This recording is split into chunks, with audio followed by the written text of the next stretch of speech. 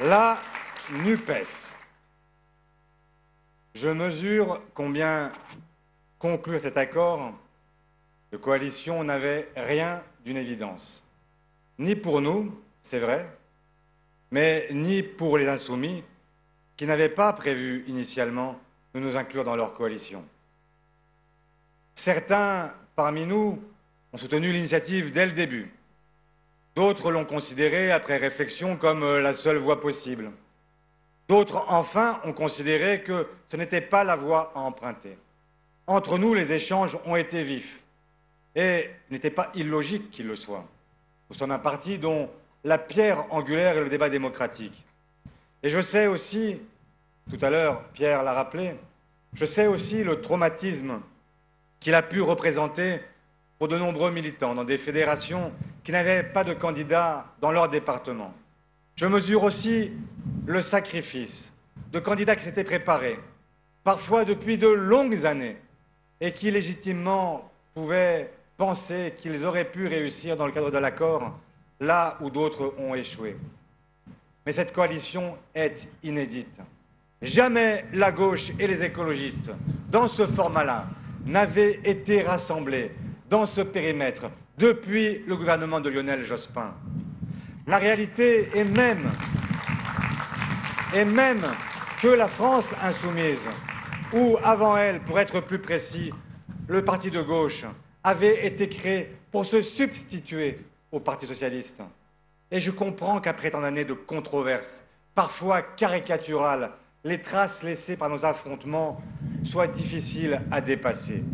C'est vrai pour nous, c'est vrai aussi pour tous les autres.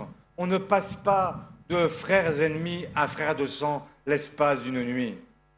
Mais ce que je sais aussi, c'est que cet accord a permis une clarification.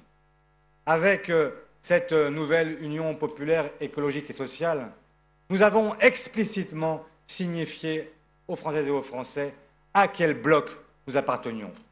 Nous avons tous ensemble réveillé l'espoir, quand bien même nous ne l'avons pas emporté. Ce que les gens ont retrouvé avec la NUP, c'est la fierté, l'orgueil peut-être même d'appartenir à quelque chose de grand, quelque chose qui donne envie de s'engager, de défendre en commun des projets et une façon de vivre ensemble. Alors ce choix, je le revendique parce que la NUP est le cadre du rassemblement de la gauche et des écologistes. Il n'en existe aucun autre. Elle est le cadre pour ramener la gauche au pouvoir. Et la gauche, la NUP, n'est pas un bloc monolithique comme la caricature que d'autres en font parce qu'ils sont pressés d'en finir avec l'Union. Elle est une coalition au sein de laquelle chacun conserve sa liberté, mais où chacun doit s'astreindre aussi à un échange sincère et loyal. Elle est un récit en construction dont chacune de ses composantes partage une part de la responsabilité. Je le dis,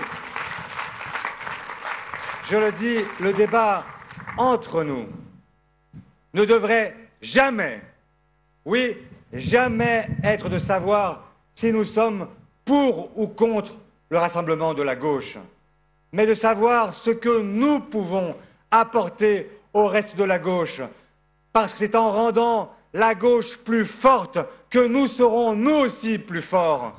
C'est ainsi que nous serons à nouveau entendus. C'est ainsi que nous serons à nouveau utiles aux Françaises et aux Français qui ont apporté leur suffrage aux candidats de la coalition en juin. C'est ainsi que nous irons rechercher ces millions de Françaises et de Français qui ne sont pas venus parce qu'ils ne croient plus en rien, parce qu'ils ne croient plus en la politique.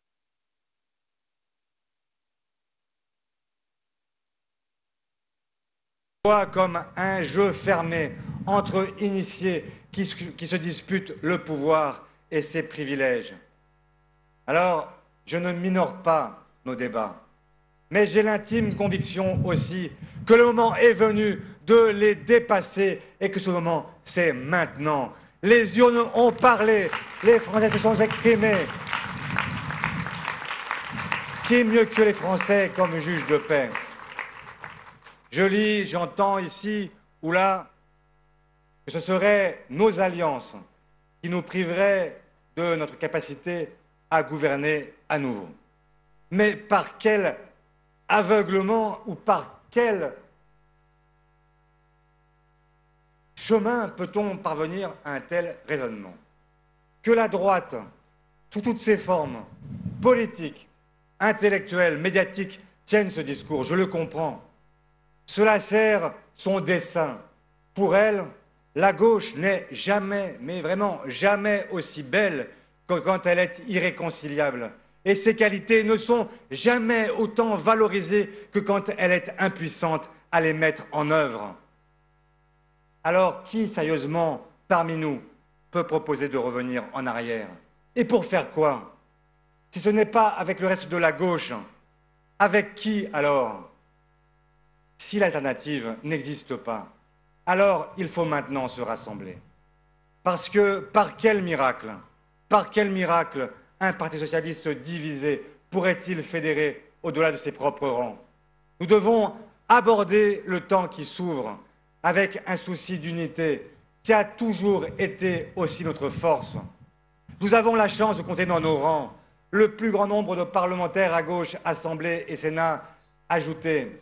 Nous comptons des présidentes et des présidents de régions, 30 départements, le tiers des maires de villes de plus de 100 000 habitants, 100 maires dans les villes de plus de 30 000 habitants. Et je ne sais même pas dénombrer les maires de villes et de villages qui maillent nos territoires ruraux et périurbains. Nous avons des fédérations dans tous les départements. Et même si notre parti est affaibli, il compte dans ses rangs des milliers de militantes et de militants loyaux et désintéressés qui sont investis partout sur le territoire.